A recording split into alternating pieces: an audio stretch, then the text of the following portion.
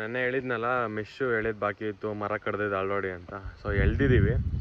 So ನೋಡಿ ಇಲ್ಲಿಂದ ಏನು ಗ್ಯಾಪ್ ಇತ್ತು ಅದನ್ನು ಎಳ್ದಿದ್ದೀವಿ. ಆದರೆ ಸಾಲ್ಟೇಜ್ ಬಂದುಬಿಟ್ಟೈತೆ ಒಂದು 10 ಅಡಿ. ನೋಡಿ ಇಲ್ಲಿಂದ ಅಲ್ಲಿವರೆಗೂ ಅಷ್ಟೇ, ಒಂದು 10 ಅಡಿ ಅಥವಾ ಒಂದು 7 ಅಡಿನ 6 ಅಡಿನ ಸಾಲ್ಟೇಜ್ ಇದೆ ಅಷ್ಟೇ.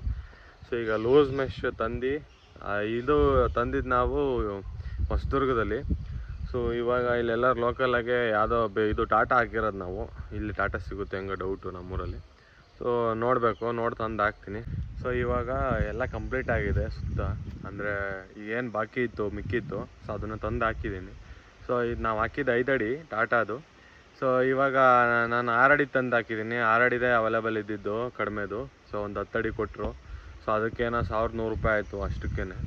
ಸೊ ನೋಡಿ ಇದು ನೋಡಿ ಇಲ್ಲಿಂದ ಬಂದು ಇಲ್ಲಿಂದ ಸ್ಟಾರ್ಟ್ ಆಗಿದೆ, ಇಲ್ಲಿಂದ ಸ್ಟಾರ್ಟ್ ಆಗಿ ಇಲ್ಲಿಗೆ ಎಂಡ್ ಆಗಿದೆ. ಆಮೇಲೆ ಇದು ಲೋಕಲ್ಲು.